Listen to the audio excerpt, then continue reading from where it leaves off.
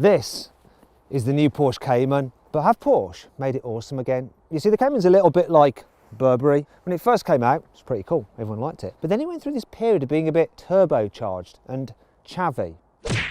But now, you don't just have to have it with a 4-cylinder turbo. You can get it with a 4-litre naturally aspirated flat 6. Now I'm going to find out just how good this car is by doing some serious motoring journalism. I'm Matt Watson and you're watching Car Wow. Buying a new car? Then head to Car Wow and my team will help you find your next car at a fair price. Car Wow, your one-stop car buying comparison site. Let's start off by talking about the price, because the Cayman is the cheapest Porsche you can buy. It's a bit odd when you consider that it's probably the best Porsche you can buy.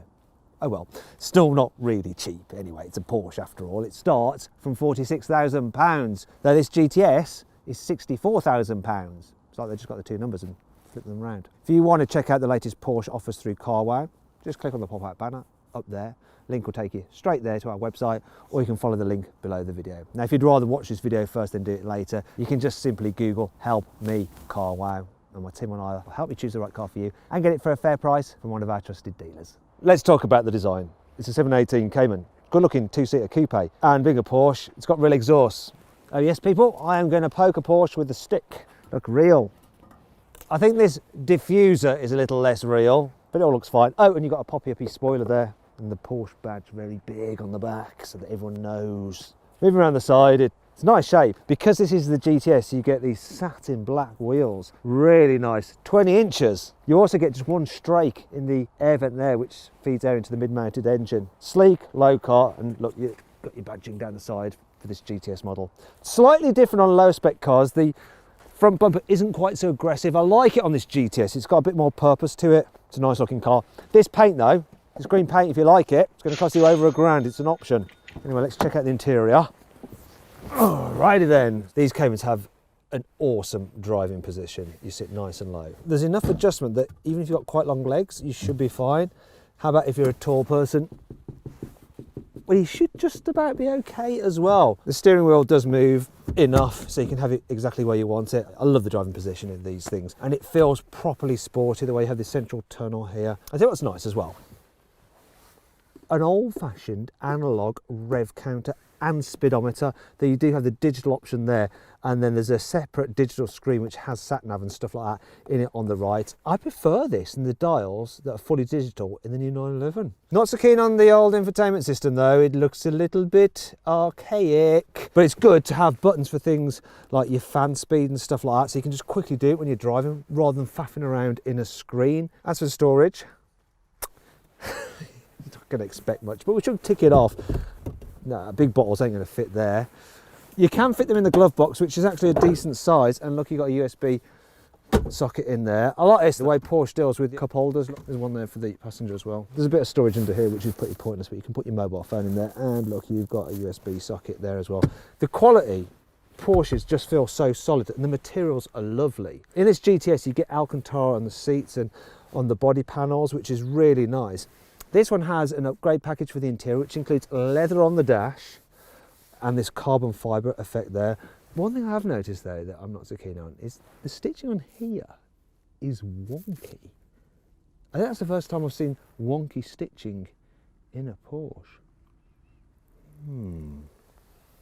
Let's move on to the boot. Actually, I mean the fruit, the front boot. So the capacity is 150 litres, which doesn't sound like much, but there is room for, I've only got 2 of them, but you can fit 3 carry-on size suitcases. And I'm a bit like a cat, that I like to get into like empty boxes and stuff like that. So there's room for a human in here as well, sort of. God, this is supposed to be proper car review, sorry. Let's go to the proper boot, the one at the back, which is 270 litres, but there's something you need to know about it. I'll just shut that. Look, you see, the issue with this boot, I've got to find the blooming key. Where's the... It's always in the last pocket you check in, and the most awkward one to get to. Anyway, the boot has this space here, which is good, but you can only fit one of these suitcases in there. There's more room here, and that is included in your quoted 270 litres. But you can't really put too many things there, especially not if they're heavy, because if you brake, they will slide through into the cabin. Really, the boot on a Toyota Supra is more useful than this area here. And if you click on that little pop-out banner there, should be popping out now, you can watch my in-depth video review of the Toyota Supra, the new 2-litre version no less. And that brings me on to 5 annoying things about the Porsche Cayman. Some basic bits of kit, which should be standard and is on most cars, you have to pay extra for. Just simple, basic cruise control, £228. You want front and rear parking sensors, 600 quid. If you don't want the old-fashioned xenon headlights and you want more modern LEDs, which most cars now have, £1,400. While the Cayman is great, the Boxster is exactly the same car, though you have the added benefit of being able to enjoy it with the roof off as well, which is great if you're taking a friend out. Now, if you read Autocar, you might find out that the actual handling balance on this is ever so slightly better than on the Boxster, but really, if that's the case, you haven't got any friends to travel with anyhow. While this car has Apple CarPlay, there's no Android Auto. Why do people such as myself get treated like second-class citizens on certain Porsches? It's just not fair, it's just blatant phonism. Oh, I really want to see this new engine in this car, but there's no way to. All you can see is that. If you want to see the engine, you have to get it up on a ramp, and that's usually a bad sign if you're having to do that. And then you don't want to see the engine because it can be very expensive to fix.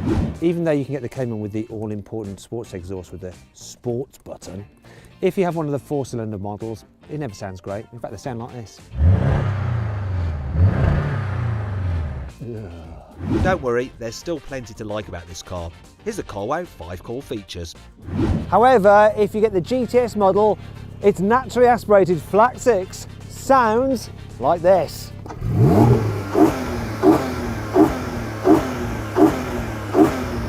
Yeah, they're good! The GTS also gets adaptive dampers as standard with a softer setting. Also rides 10mm low to the ground than the standard Cayman. The GTS also gets bigger brakes than the entry-level Caymans for improved stopping power, and you can upgrade them to carbon ceramics if you've got an extra £5 spare. Unlike with many modern sports cars, you can get the Cayman with a manual gearbox. Sorry. You can also get a limited slip differential across the rear axle, and that's really handy when you find yourself on a skid pan. Just snow on it.